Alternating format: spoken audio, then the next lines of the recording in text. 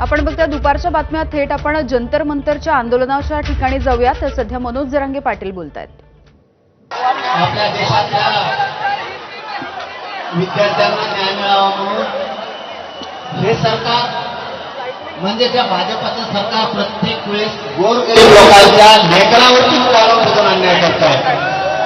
जर या पुढच्या काळात कधी सरकारकडून जर आता विद्यार्थ्यांवरती करण्याचा प्रयोग जर सरकारने केला, यांचा महाराष्ट्राच्या राज्यात फिरणं पूर्ण बंद होणार आणि याचा मान उतरवल्याशिवाय आम्ही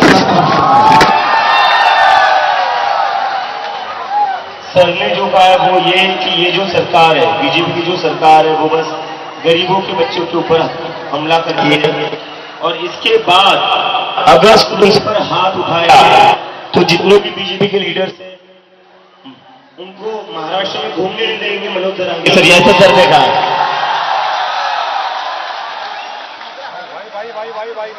अरे सगळा मेळच पांगायला। मी मराठीत बोलायलो ते हिंदी सांगायला। मला हिंदी येत नाही तेच प्रॉब्लेम आहे। अरे मग हिंदी जर बोललो ना तुमचं आहे ते ध्यानातून हिंदी जायची तुमच्या बी नको व्हायला मला खरंच नाही वाटत। मी फक्त शेवटचं वाक्यात सांगतो, असंच आंतरवालीला सुद्धा गोरगरिबांच्या लेकरासाठी आंदोलन होतं। त्या ठिकाणी सुद्धा माय माऊल्यांना, मुलींना, वृद्ध माणसांवरती सुद्धा प्राणघातक हल्ला केला होता। या सरकारनं आमच्यावरतीही गोळ्या घातल्या होत्या। फक्त माझी सगळ्या विद्यार्थ्यांना एक विनंती राहील, तुम्ही ही जागा सोडू नका। आम्ही सगळा देश तुमच्या मागे आहे। तुम्ही तिकडे गेलात नाही, हे आंदोलन मोडून टाकते।